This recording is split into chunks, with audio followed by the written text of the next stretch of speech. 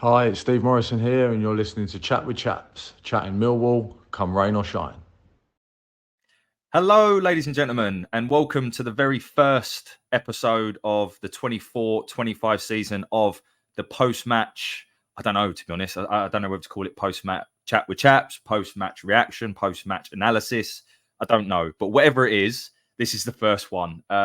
This is the show, ultimately, that if you're listening to this channel for the first time, this is the show that essentially you probably heard before, albeit on a different podcast.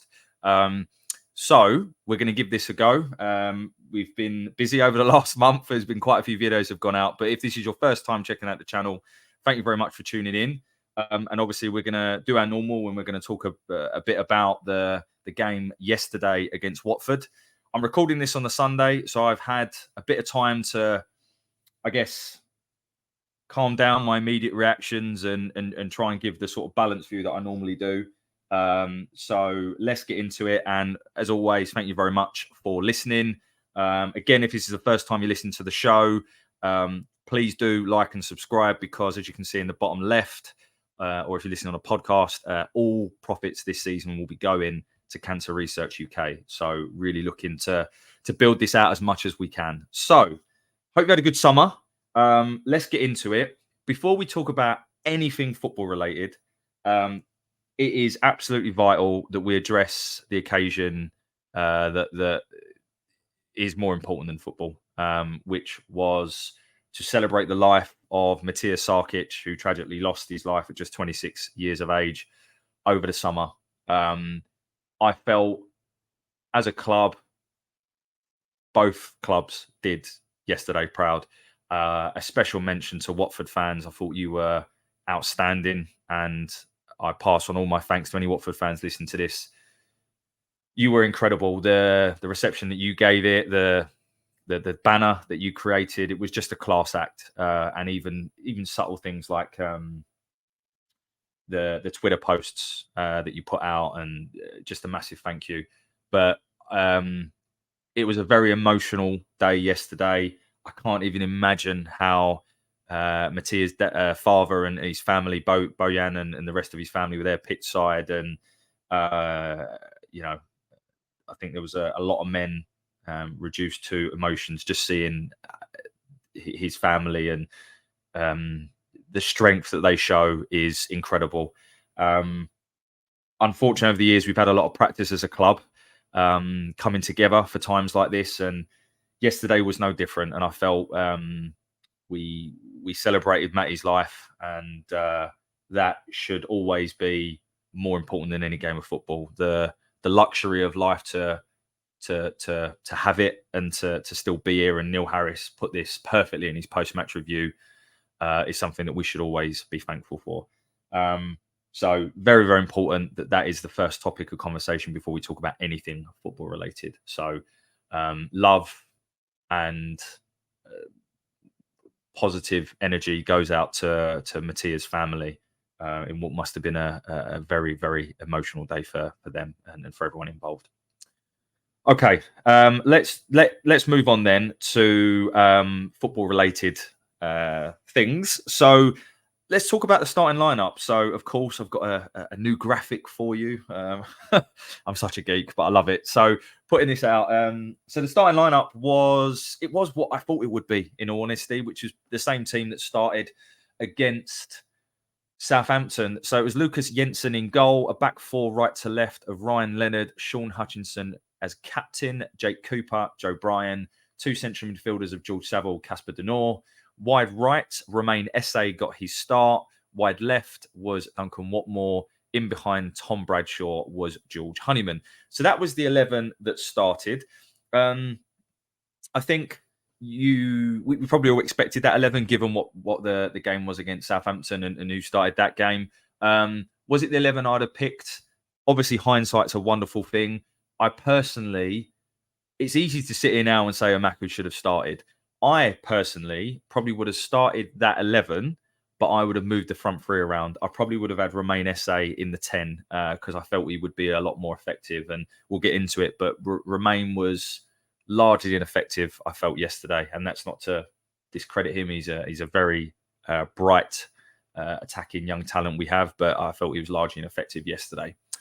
Let's get into the game. So obviously after the emotion of the game, I think the first sort of 10 minutes, we started quite well. We had a lot of territory.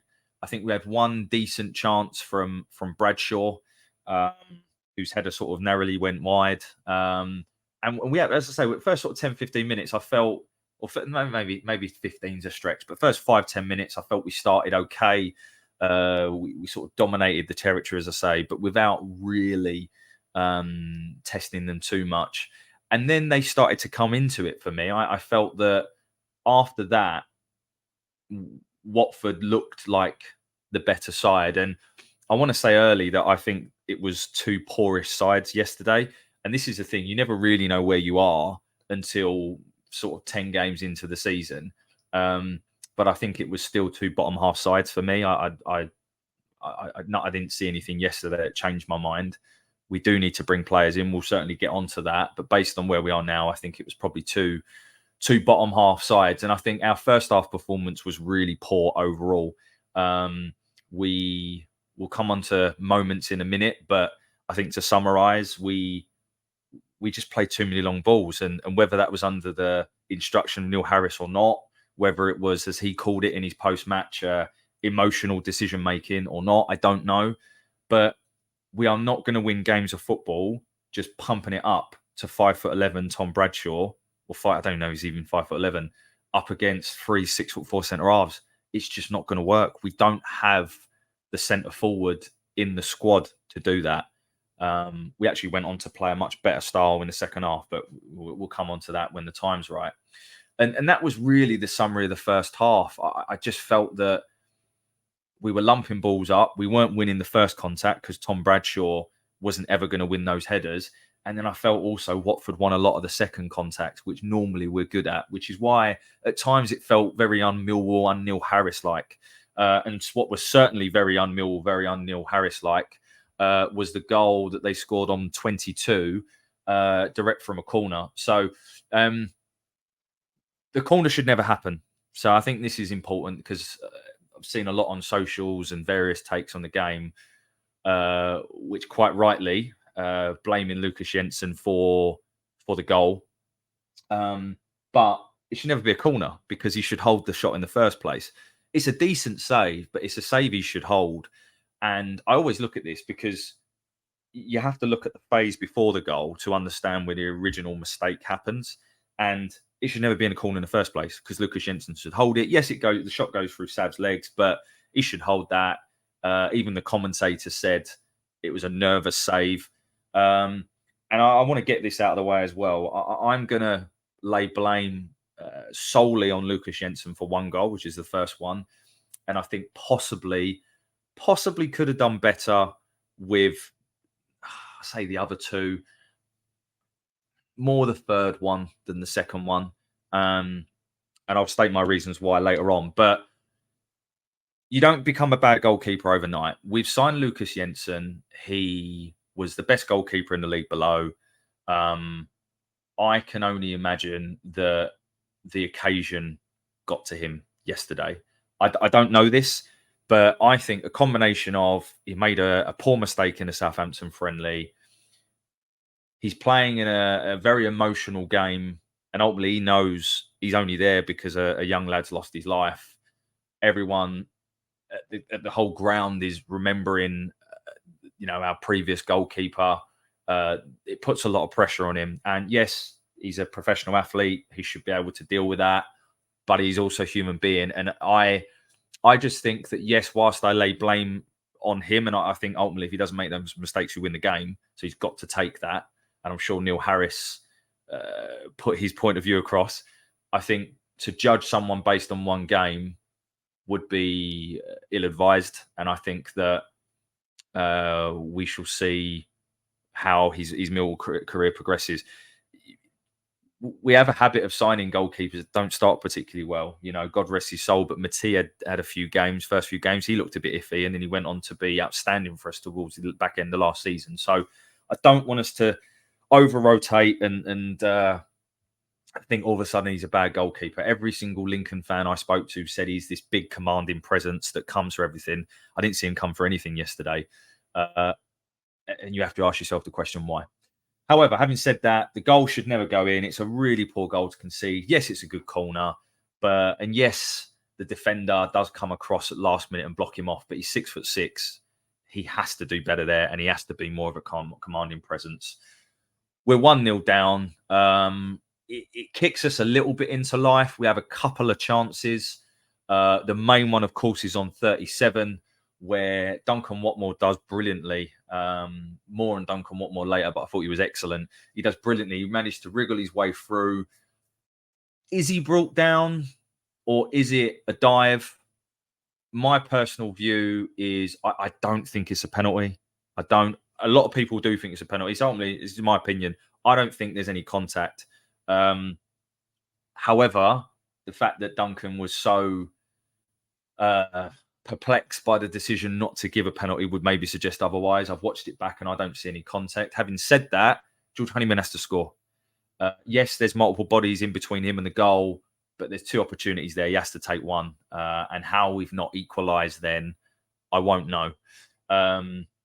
And we then go in at halftime 1-0 down. They had a few more periods of possession without really threatening, but you could tell that they just had something we didn't, which was just pace and athleticism. Until Emakhu came on, we didn't have any of that. And that is why we have to address this in the transfer window. I was going to save this stat for later, but the average age of our outfield team yesterday, take away the goalkeeper, average age was 29.4 years old. That is insane. We have to address that with younger, more athletic people that are happy to take the ball and run at someone. And that's exactly what Emakhu did in the second half, which changed the game. But half-time, we're 1-0 down. In my opinion, a really poor first half performance. Was it emotion? Was it just poor tactics? Was it poor? I don't know what it was, but it was a really poor first half performance. Although having said that, we should never really be going into that losing. So we then come out in the second half, no changes, and we should score almost immediately. And I have to say, from the second half performance point of view, I thought we were really good. And I came out the ground yesterday being really disappointed with the result. And it takes a while to reflect and be like, actually, it wasn't so bad after all type thing. And I actually think our second half performance was really good. We scored 2 goals. We created bundles of chances. I actually felt we played some decent football. We didn't just lump it. We managed to create overloads in wide areas. We were better in the transition. And how we've not got something from the game. Watford fans listening to this, I don't know what your view is, but I can't see how we've lost that game, in all honesty. But that's football. We should equalise on 49. We win a free kick, good ball put in, and George Saville, a bullet header from a free kick. But of course, it doesn't end up in the net. It rebounds off the post and goes to safety. Then, of course, comes the free kick on 55 after we'd really started to turn the screw and put them under a lot of pressure. And they win a free kick. And again, to my point earlier, I always look at the phase before. So how did the free kick even come about? Well, the free kick comes about for a few different reasons. They start to break, and Watford at times were really good on the transition. And it was the lad who ended up winning the free kick and scoring the goal that does this. The Georgian lad, Chepvadze, I'm not going to pronounce his name right. Their number 8, who I thought was excellent. He gets the ball, he turns, he drives. And if you watch it back, Ryan Leonard is left 2-on-1. And he can either go to the ball because Saville and Denor are further up the pitch.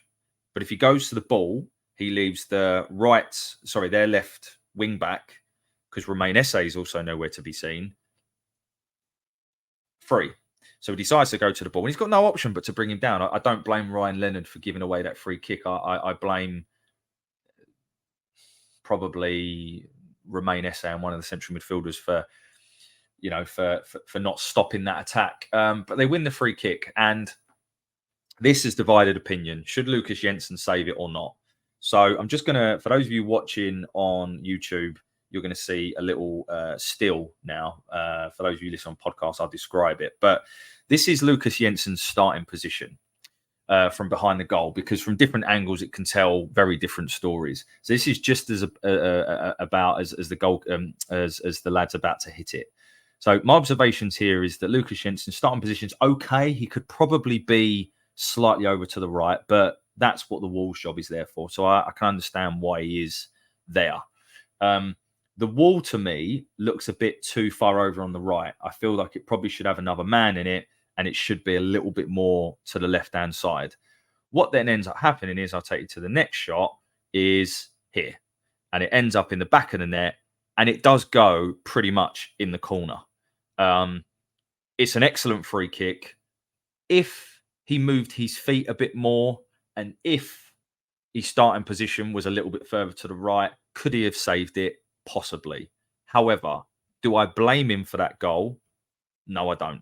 I think it was an excellent free kick. And I don't think there's many players that would score a free kick like that from 30 yards out. And I don't think there's many goalkeepers that would save it. And that's just my opinion. The challenge is when you get wrapped up in this emotion of everything was Lucas Jensen's fault, and you see it for the first time, you see it from different angles. But for me personally, I don't blame him for the goal. Could he have possibly done better? Maybe, but it would have been an absolute world-class save if he had managed to save that. So we go 2-0 down, and Tom Cleverley said this in his post-match, that they scored at the right time because we were really starting to turn the screw. And unfortunately for us, they score at the complete wrong time. But we then, again, I just felt this shows the character of the group, because to me, I didn't feel we were out of it at 2-0 down. And we weren't, ultimately, because we go on to score 2 goals. The first goal comes on 74 minutes. Before that, we showed some glimpses. I think George Saville had another good header from 69. Free header, he probably should have done better. He's under a little bit of pressure, I think, but he should have done better. There was a little few moments of trickery from Watmore. And then, of course, Mr. Imaku comes on, and for me, he changes the game. Could he do that from the start of a game? It's very, very different doing that at the start of the game than it is when you are the other team are backs to the wall, they're defending, they don't need to try and score, and the crowds are. It's a very different. It's a different occasion. However, the 2 goals that we score don't happen without Imaku. The first goal, he just has that pure pace and athleticism and attacking intent. He gets the ball, and it doesn't come off every single time, but he gets the ball, and because he's so quick, he can he can knock the ball so far ahead of him, knowing he's going to get there first. And he did that a few occasions, put the ball across, didn't really come to anything. But on 74, it does. He plays the ball across goal, defender clears it, it goes straight to Duncan Watmore, who half volleys it in the roof of the net, hits the bar, comes down. I thought for our luck, it probably would hit the bar and bounce away, but it doesn't. And it's 2-1, and we're back in the game. And you just felt I hate to bring this game up, but a bit like the game against Blackburn, where we were winning, and when they scored, you could just feel the energy and the tide just shift. You felt that. And as I know we was on the wrong end of the result at the end, but that second half was quite an exciting game to watch. I came out of it. I know we lost, but it was an exciting game of football to watch. For the neutral, definitely. But I felt that we had 16 shots, yesterday. We created 5 clear-cut chances. We had more possession than they did. We passed the ball over 400 times, which we haven't done for a long time. So there was definitely, I think, the second half, a start, the starting seeds of a bit more of an attacking and a different style of play from Harris. So you have to take the positives as well as the negatives of the first half. The two halves were so bipolar. One half was terrible. one half was fantastic. But we get the first goal, and it's in, can we go on and get the second? And we huffed and we puffed, and we were kind of running out of time. We had a free kick on 87, which, by the way, I don't know who it was, the Watford lad, was it Kiembe? Just shoves over Joe Bryan. And yes, Joe Bryan goes down a little bit easier, all footballers do. But how then the referee decides to book both of them? You have the clash with Pollock and Leonard. Leonard's a real warrior to get up and carry on. I thought Leonard was fantastic yesterday. First 15 minutes, the amount of challenges that he put in to stop them playing was excellent. He certainly carried on where he left off last season. I do think overall the referee's performance was quite poor. As I said, I'm not 100% sure it was a penalty in the first half, but I felt he was very lenient with them. And overall, I thought the performance of the referee was pretty poor. Despite all that, we do get the goal. On 87 minutes, we had a free kick, and I was berating for those of you who sit around me, I was not happy because we put the ball over to the back stick. I think it was a Joe Bryan floated to the back post. But we only had Cooper there and Sav. Like, why is Hutch not there? Why are we? Because if you don't win the first contact, the second one almost doesn't matter. So that then peters out. But we go again, and we go again because Watford give the ball to us. But they give the ball to us because Imaku is hounding them. He's putting them under so much pressure. And Watford, they're not that good a side. You put any Championship side under a lot of pressure, and they're not going to be able to hack it. And Imaku was just hassling them.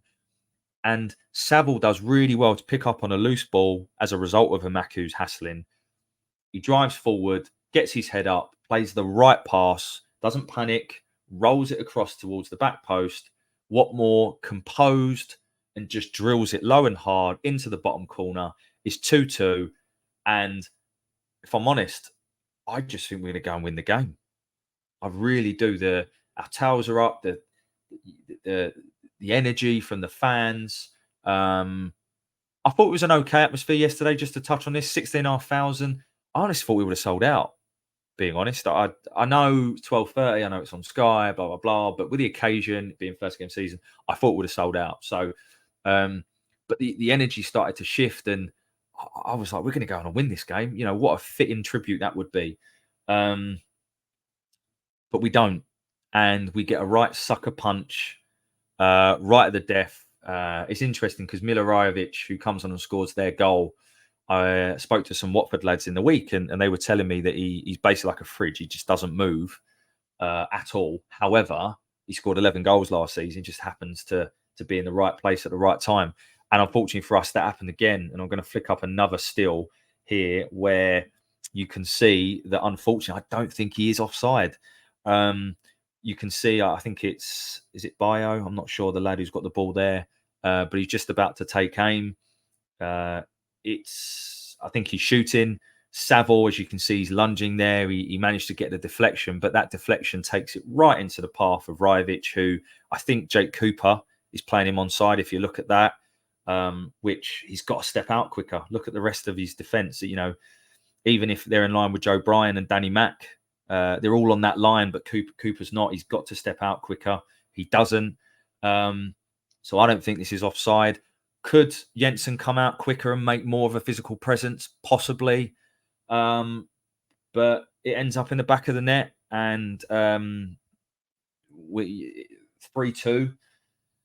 And what's frustrating is we go down straight the other end, and Watmore should score and get his hat-trick, and he'll be gutted that he didn't. I don't think we deserve to lose the game. We hit the bar again in 98 minutes from Cooley Langstaff, but the referee had already blowed for offside, and we end up losing the game. But I think the players weren't booed at the end by the fans, which I think is representative of the fact that the second half was a decent performance. That I think the collective view is that we shouldn't have lost the game. I know it's not, but if the game is played on XG, we win that game 2-1. if the game is played on clear-cut chances, we win the game 5-1. So I know it's not, and a goal changes the whole complexion of the game. I understand that, and I'm not trying to say that the game should be played on XG. I'm just trying to articulate that I think there was a lot of bad luck for us yesterday, and we deserve to get something from the game. We should not be going home scoring 2 goals in open play, which we don't do very often. Losing the game, it just doesn't happen. And I think 2-1, 2-2 would have been a fair reflection of the scoreline. So it is what it is. We need to take the positives and move on. I think there were some more positives. I think seeing Langstaff and Nisbet, actually, they both, I think that could be an interesting combination, actually. Nisbet looked leaner. I have to say a lot of the players did. I thought overall there were some spells in the first half where we looked a bit leggy, but I think we looked leggy in the fact that we couldn't deal with some of their players' athleticism. I don't think we looked leggy in the sense that fitness levels. I thought overall our fitness levels, if you compare to the start of last season, where we looked like we were blowing out of our arse for 60 minutes, I thought we're actually pretty good. So credit to the players there. And it's just a real shame because we shouldn't be losing that game. And we're not really used to losing the first game of the season. But there we have it. For Watford, I felt that the number 8 was excellent. I think for any Watford fans listening to this, I think you got to make him build your team around him. I thought you had some joy down the left. I thought when Ken Sema came on, he caused us problems as we were pushing forwards. And I think you need another centre-half. I know Wesley Hoyt's injured. I don't know how long he's injured for. I've heard rumours that you're going to be signing Liam Cooper. I think you could do with someone who organises that defence because at times did look unorganised. And that's why I'm frustrated we didn't put it to you more in the first half, because the one thing your defence certainly can do is just mop up all long balls up to Tom Bradshaw. So that's that. I think a couple of other little bits that I picked up on was, and I don't know whether this was deliberate, I would imagine it was, but what we tried to do was when we were in possession of the ball, Ryan Leonard would push up a lot further, which was interesting. So he almost at times was playing as like a right wing back, right winger. He was actually, it's particularly in the first half, if you look back, he was positioned quite far up the pitch, and Romain then went more centrally, and then Denor would sort of sit back and come out to the right hand side to cover. So I don't know if that's something that we're going to be trying to do this season. It makes sense. I'd imagine we'll try to do that with Joe Bryan as well at times. But that was an interesting observation. I'll go on to do some player reviews then, player ratings. So I think, look, we've talked a bit about Lucas Jensen.